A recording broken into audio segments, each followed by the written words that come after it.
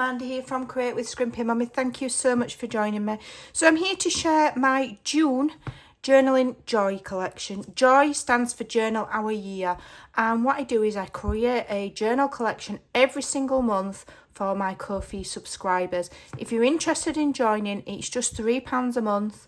The links are in the description box below. There's a link to a video telling you all about it, and they get a collection every month as well as other things. The main collections, you can see them all in the shop on my Ko-fi, but I do put other things in the members only kind of forum. And also this month I will be doing a folio using this collection, and the cutting guide for that will be available to members. If you join today, you get access to all the previous collections and then all the upcoming collections. As I say, you can come and go as you please, but most people choose to stay. So this one is called Shabby Rose. So it's kind of shabby, it's kind of vintage, and it's got roses. There's a lot of pink and green. I love pink. I try not to create too much collections with just pink because not everybody likes it. But this month I felt like doing my favourite colour.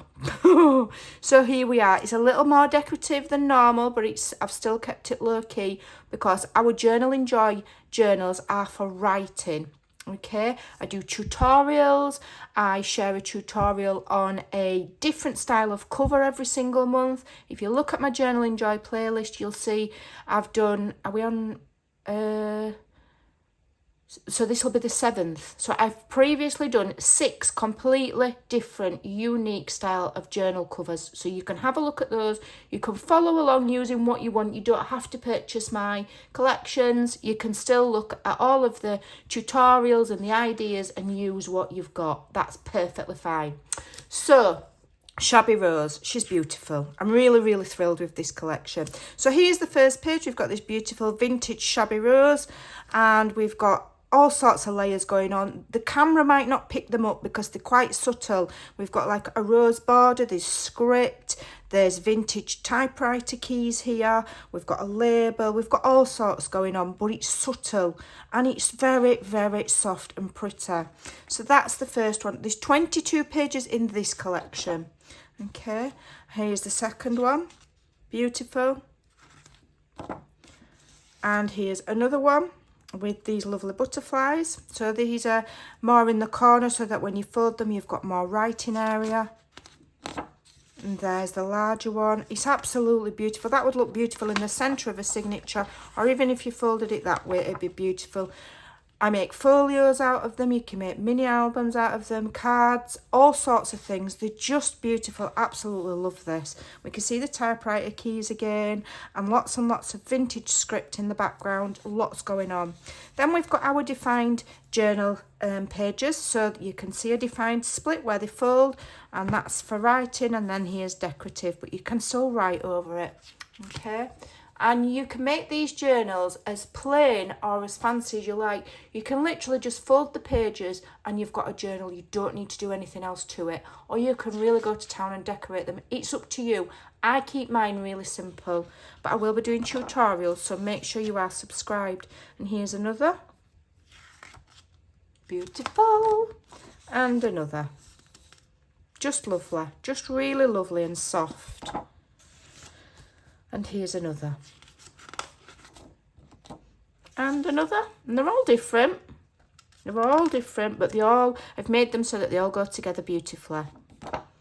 Okay, and then there's like a plainer background. So this is instead of just a coffee dyed page, you've got lots of plain there, but you've just got this subtle, beautiful, muted rose border with the script and a bit of distressing. It's absolutely beautiful. I love it. Now with my collections I do background pages, patterned background pages, just the same as scrapbooking paper I suppose, but it makes the collections more versatile because you can make your pockets, envelopes, tucks, whatever. You can use them on your cover, you can use them for layering. And when we do come to make our folio, the background pages are really useful for the folio. So this is a beautiful one. Okay, and then the next one you'll see has got kind of like it looks kind of green, but the aim is to be like a vintage linen colour. And if you look at these with the pages, okay, let me just explain. So if you put the pale pink with it, it's going to pick out the pinks. And then if you put the one with the kind of green tinge or linen effect, it's going to pull out the greens. So whichever background paper you put with something, you're going to get a slightly different look, okay? So that's the two floral background pages. They're stunning on their own, or you can use them as journal pages. You can do what you like with them. And then we've got a lovely spotty dotter. That's what my friend Kay calls it, spotty dotter, polka dot, soft, pretty, it's just lovely. And again, you know, all of the colours of all of these have been taken from these flowers, so they all do coordinate beautifully, and that's going to give you a really soft, pretty look, okay? And then we've got a pinstripe. Again, the colours all coordinate, it's just beautiful. And then I made this one using the vintage type, and I put it to white, and I just think that's lovely, and that's going to give you another look, whereas these are going to like make a nice softer look. This is going to make the darker pinks in your papers stand out. So, you know, they've been designed purposely to bring out the colours on these soft shabby papers and make them a little bit bolder. Beautiful. You can just cut strips and have them as page edgings. You can, there's heaps you can do. As I say, I'll be showing you some tutorials. So those are the background pages. We've got 1, 2, 3, 4, 5, and I just think they make things more versatile, and these are what you can make your own ephemera out of. Okay, I do give you some, but you can make your own and let your imagination run wild. Or like I say, when we come to do the folio, these are going to be great for our matting and layering. Okay, then the idea of these journals is obviously for writing, and I added some planner sheet elements. So we've just got a simple June monthly. So this is obviously in landscape. You can write your days of the week at the top there, however you want them, Sunday to Monday or Monday to Sunday. Okay, I used to put the days on, but some people like it one way and some like it another. So I've left it blank so you can do your own thing. And then we've got it in the portrait as well. So this would go in the centre of a signature, and this can go just about anywhere. Okay, and you can write all of your little dates or your memories. Then we're on to the embellishments, and my members do love their embellishments. So here I've been playing with adding a distressed edge, and I've made some belly bands. They're nice, they're not too big, but they're a lovely focal point for a page. You could put that on a page, put whatever you want in, and you wouldn't need anything else. These strips are 6 inches, so that gives you room to, you know, do a little fold on each side, tuck it under, so you've got a gluing flap. So I've made them big enough, okay? Because when you tuck things under with a small flap, yeah, then you're going to get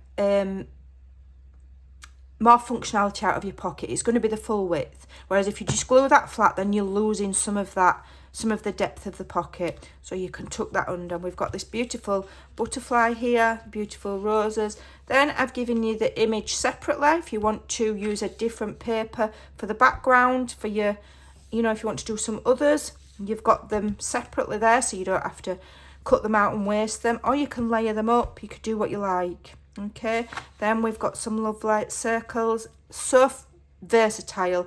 You can do all sorts with just a basic circle, and they're so pretty. There's some more further on. I'm going to show you what we can do with those. So that's the first page of embellishments. Then one of my members asked for bookmarks last month. So these can either be long skinny tags, or you can make them into bookmarks. So you could laminate them, you could use wide packaging tape over them, you can leave them as they are, print them on lightweight cardstock. You could put some kind of matte medium over them to protect them as a bookmark. You could, or like I say, just leave them as they are. And then down here we've got some circles, butterflies and some words. So the idea here, and you will have seen it before, it's not my original idea, I've just thought it'd be pretty here. So you cut the circles out, you punch a small hole, cut out the butterfly, small hole in the corner of one of the wings, cut out the words, small hole, and then you layer them up. So you get your circle, then you put your butterfly on, then you put your word on. or put your word under your butterfly, and then put either a little pin through or some twine, and you can make charms with them. And I thought they'd be really nice if you hung them off of these tall skinny tags or bookmarks. But you can, you know, you can put them anywhere in your journal, and I just thought they were pretty. So there you go. Then we've got some lovely fussy cuts. Beautiful. So you've got a couple of the little labels that I've made and used in the journal pages. You've got some of these lovely butterflies to fussy cut. Just cut off the antennae. Unless you're really good at cutting, you don't have to cut the antennae. Just cut the wings and the body. I always cut them bits off. Then we've got some embellishments here. Now these are mirror image. So when you cut them out, if you glue them back to back, you're going to have the same image on both sides. That's really versatile if you want to make large charms, or if you want to stick these embellishments like on the edge of one of your journal pages as a tab. Then when you turn it, you're going to get the same image on both sides, or on a flip or something like that. So you've got 3 different ones there, or you can cut them out and use them individual. But they're really beautiful, and they've got little tiny elements of sparkly gold in them. So they're really, really pretty, and they coordinate beautifully with the rest of the collection.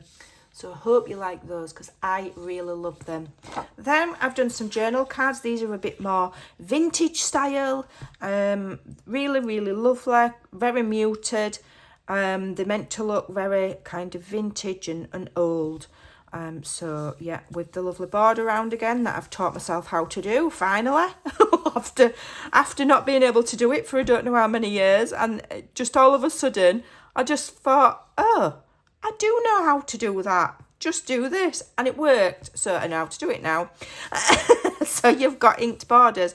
So the benefit of inked borders, and like here, is it defines the shapes. Okay, if you cut them out really neatly and carefully, you won't have to ink as much. So it might save you a bit of time. But it just looks pretty, and it just makes things pop a little bit. So there we go. And then I've done these tags. These are a bit more vintage.